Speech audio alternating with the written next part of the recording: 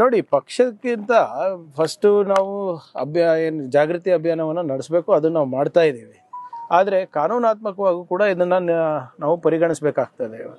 ಇವತ್ತು ಯಾವುದೋ ಒಂದು ಆರ್ಟಿಫಿಷಿಯಲ್ ಇಂಟೆಲಿಜೆನ್ಸ್ ಸಾಫ್ಟ್ವೇರ್ ಯೂಸ್ ಮಾಡಿಬಿಟ್ಟು ನೀವು ಎಲ್ಲರಿಗೂ ಹೊರಗಿಡ್ತೀರಾ ಅಂದರೆ ಅದನ್ನು ಆಡಿಟ್ ಮಾಡಿದವ್ರು ಯಾರು, ಅದು ಹೇಗೆ ಕೆಲಸ ಮಾಡುತ್ತೆ ಅಂತ ಯಾರಿಗೂ ಗೊತ್ತಿಲ್ಲ. ಈಗ ನೀವೇ ಯೋಚನೆ ಮಾಡಿ, ಸುಮಾರು 89 ಲಕ್ಷ ಜನ ಮತದಾರರ ಪಟ್ಟಿಯಿಂದ ಕೈ ಬಿಡ್ತಾರೆ. ಅವರಿಗೆ ಟ್ರಿಬ್ಯುನಲಲ್ಲಿ ಹೋಗಿ ಅವರಿಗೆ ಕೇಳೋಕ್ಕೂ ಅವಕಾಶ ಇರಲಿಲ್ಲ. ಒಬ್ಬ supreme court judge, retired supreme court judge ಯಾರು ಟ್ರಿಬ್ಯುನಲ್ನಲ್ಲಿ ಇರ್ತಾರೆ, ಅವ್ರು ರಾಜೀನಾಮೆ ಕೊಟ್ಬಿಡ್ತಾರೆ. ಇದು ಮಾಡಲಿಕ್ಕಾಗೋದಿಲ್ಲ, 4 ವರ್ಷ ಬೇಕು ಆಗುತ್ತೆ ಇಂಥ ಈ ಪ್ರಕ್ರಿಯೆ ಮುಗಿಸ್ಲಿಕ್ಕಂತ ರಾಜೀನಾಮೆ ಕೊಡ್ತಾರೆ. ಸೊ ಹೀಗಾಗಿ ಇಷ್ಟೊಂದು ಗೊಂದಲ ಇದ್ದಾಗ ನಮ್ಮ ಮನವಿ ಏನಿದೆ ಅಂದರೆ, ಎಲ್ಲ ಗೊಂದಲಗಳಿಗೆ ಏನೇನು ಪ್ರಶ್ನೆಗಳನ್ನು ನಾವು ಕೇಳಿದ್ದೇವೆ ಅದಕ್ಕೆ ಉತ್ತರ ಕೊಟ್ಬಿಟ್ಟು ನೀವು ಮಾಡಿ, ರಿವಿಷನ್ ಮಾಡಿ ಅಂತ ಅಷ್ಟೇ ಹೇಳ್ತಾ ಇರೋದು ನಾವು. ಸರ್, ಈಗ ಸಿಎಗಳ ಜೊತೆಲಿ ಸಭೆ ಮಾಡಿದಾಗ ಸರ್, ಗೌರ್ಮೆಂಟ್ ಇಂದ ಒಂದು ರಿಪೋರ್ಟ್ ಕೊಟ್ಟಿದ್ದಾರೆ. ಭೂ ತ್ಯಾಜ್ಯಗಳಿಗೆ, ಭೂ ವ್ಯಾಜ್ಯಗಳಿಗೆ ಸಂಬಂಧಪಟ್ಟಂತೆ ಕಾನೂನು ಮತ್ತೆ ಸುವ್ಯವಸ್ಥೆ ಗಲಾಟೆ ಜಾಸ್ತಿ ಆಗ್ತಿರ್ತ ಥ್ರೂಔಟ್. ಯಾವುದಕ್ಕೆ ಸರಿ ಅರ್ಥ ಆಗಿಲ್ಲ. ಭೂಮಿ ವಶಪಡಿಸಿಕೊಂಡಂತ ಸಂದರ್ಭದಲ್ಲಿ ಆಗ್ತಿರೋಂಥ ಹೋರಾಟಗಳಿಂದ ಕಾನೂನು ಸುವ್ಯವಸ್ಥೆಗೆ ಸಮಸ್ಯೆ ಆಗ್ತಿದೆ ಅಂತ ಸಿಎಂ ಅವರೇ ನೋಡಿ, ಲ್ಯಾಂಡ್ ಅಕ್ವಿಸಿಷನ್ ಲಾ ಬಹಳ ಕ್ಲಿಯರ್ ಆಗಿದೆ.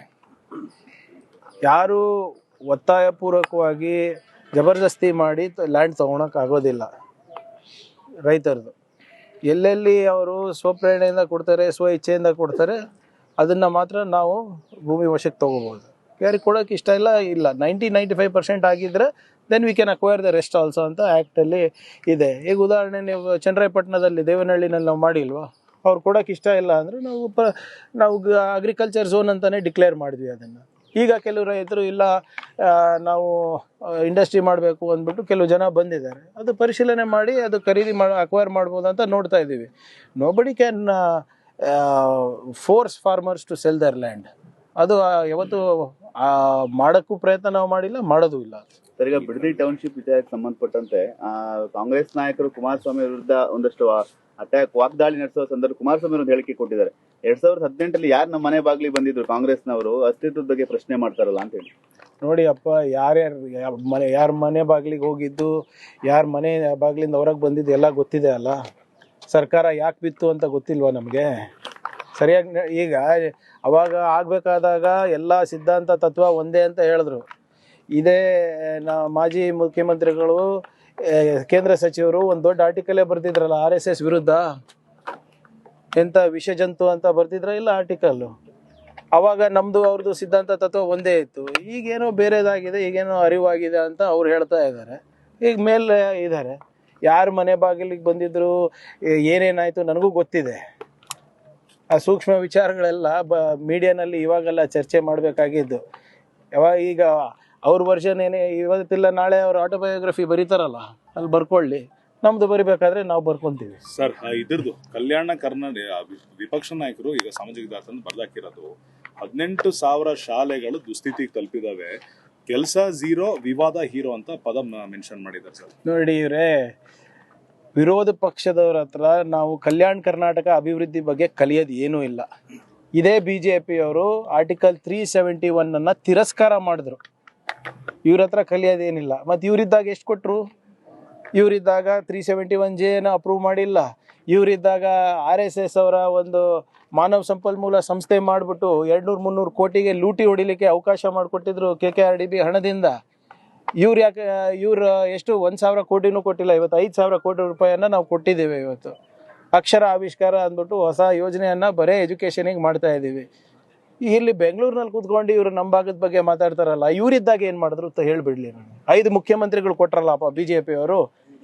ಏನೇನು ಮಾಡಿದ್ದೀರಾ ನೀವು ಹೇಳ್ಬಿಡಿ. ಒಂದು ESIC ಹಾಸ್ಪಿಟಲ್ ಕಟ್ಟಿಸಿದ್ರಾ, ಜಯದೇವ ಕಟ್ಟಿಸಿದ್ರಾ, ಕಿದ್ವಾಯ್ ಕಟ್ಟಿಸಿದ್ರಾ, ಏರ್ಪೋರ್ಟ್ ಕಟ್ಟಿಸಿದ್ರಾ, ರೈಲ್ವೆ ಸ್ಟೇಷನ್ ಕಟ್ಟಿಸಿದ್ರಾ, ಡ್ಯಾಮ್ ಕಟ್ಟಿಸಿದ್ರಾ? ಕೊಡಿ, ಲೆಕ್ಕ ಕೊಡಲಿ. ಇವತ್ತು ನಾನು ಏನೇನು ಹೇಳಿದ್ದೀನಿ ಅವೆಲ್ಲನೂ ಮಾಡಿದ್ದು ನಾವೇ. ನಾವು ಕಟ್ಸಿರೋ ಏರ್ಪೋರ್ಟಲ್ಲೇ ಇಳಿತಾರೆ, ನಾವು ಕಟ್ಸಿರೋ ರೋಡ್ ಮೇಲೆ ಓಡಾಡ್ತಾರೆ, ನಾವು ಕಟ್ಸಿರೋ ಹಾಸ್ಪಿಟ್ಲಿಗೆ ಅಡ್ಮಿಟ್ ಆಗ್ತಾರೆ, ಮತ್ತೆ ಏನು ಮಾಡಿದ್ದಾರೆ ಅಂತ ನಮಗೆ ಕೇಳ್ತಾರೆ. ಇವರೆಲ್ಲ ಎಲ್ಲಿ ಕರೋನಾ ಸಂದರ್ಭದಲ್ಲಿ ಯಾವ್ಯಾವ ಹಾಸ್ಪಿಟ್ಲ್ ಹೋಗಿದ್ರು ಈ BJP ನಾಯಕರು, ಸಪೋರ್ಟರ್ಸು ಎಲ್ಲ ನಾವು ಕಟ್ಸಿದ್ದೆ ಅಲ್ವಾ?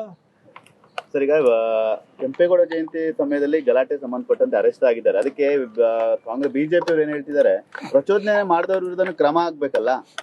ಎಲ್ಲಿ ಅರೆಸ್ಟ್ ಆಗಿರೋದು? ಚಿಕ್ಕಬಳ್ಳಾಪುರ. ನೋಡಿ, ಯಾರೇ ಇದ್ರು ಕಂಪ್ಲೇಂಟ್ ಕೊಟ್ರೆ ತಗೋತೀವಿ.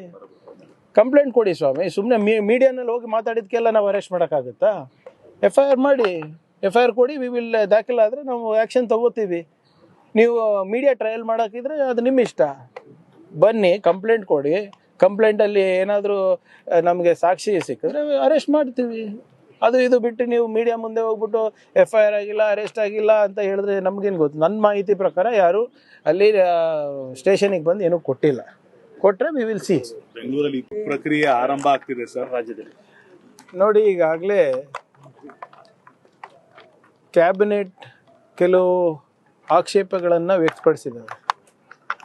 8 ಆಕ್ಷೇಪಣೆಗಳನ್ನು ನಾವು ಲಿಖಿತ ಮೂಲಕ ಚೀಫ್ ಎಲೆಕ್ಷನ್ ಕಮಿಷನರಿಗೆ ಕೂಡ ಹೋಗಿ ಸಬ್ಮಿಟ್ ಮಾಡಿದ್ದೇವೆ. ಉದಾಹರಣೆಗೆ ಲಾಜಿಕಲ್ ಡಿಸ್ಕ್ರಪೆನ್ಸಿ ಅಂದರೆ ಏನು, ಅದರಿಂದ ಯಾವ ರೀತಿ ತಾವು ಜನರಿಗೆ ಮತದಾರ ಪಟ್ಟಿಯಿಂದ ಹೊರಗಿಡ್ತೀರಾ, ಇವೆಲ್ಲನೂ ಕೂಡ ಕೇಳಿದ್ದೀವಿ. ವಾಟ್ ಈಸ್ ಲಾಜಿಕಲ್ ಡಿಸ್ಕ್ರಪೆನ್ಸಿ ಇರ್ಬೋದು, ಮತ್ತು ಒಬ್ಬರು ಮತದಾರರಿಗೆ ಮತದಾನದ ಪಟ್ಟಿಯಿಂದ ಹೊರಗೆ ಹಾಕ್ತಾ ಇದ್ದಾಗ ಕಾನೂನಾತ್ಮಕವಾಗಿ ಅವರಿಗೆ ಇಲ್ಲಿ ನೋಟಿಸ್ ಕೊಡಬೇಕು, ಸ್ಪೀಕಿಂಗ್ ಆರ್ಡರ್ ಇರಬೇಕು, ಮತ್ತು ಏನಾದರೂ ಗೊಂದಲ ಇದ್ದರೆ ಟ್ರಿಬ್ಯುನಲ್ಗಳಲ್ಲಿ ಸರಿಯಾಗಿ ರೀತಿಯಾಗಿ ಅವಕಾಶ ಮಾಡಿಕೊಡ್ಬೇಕು. ಸುಮ್ಮನೆ ಯಾವುದೋ ಒಂದು ಸ್ಪೆಲ್ಲಿಂಗ್ ಮಿಸ್ಟೇಕ್ ಇದೆ ಅಂದ ತಕ್ಷಣವೇ ಅವ್ರ ಹಕ್ಕನ್ನು ಕಸ್ಕೊಳೋದಲ್ಲ.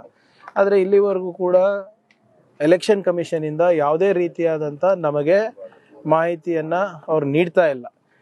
ಏನು ನಾವು ಕೇಂದ್ರ ಆಯೋಗಕ್ಕೆ ನಮ್ಮ ಕ್ಯಾಬಿನೆಟ್ ಡಿಸಿಷನ್ಸನ್ನು ತಿಳಿಸಿದ್ದೀವಿ, ಅದನ್ನೇ ನಾವು ಇಲ್ಲಿ ಕರ್ನಾಟಕ CEO ಕೂಡ ಕೊಟ್ಟಿದ್ದೀವಿ. ಆದರೆ ಅಲ್ಲೂ ಕೂಡ ಯಾವುದೇ ರೀತಿಯಾದಂಥ ಉತ್ತರ ಸಿಕ್ಕಿಲ್ಲ.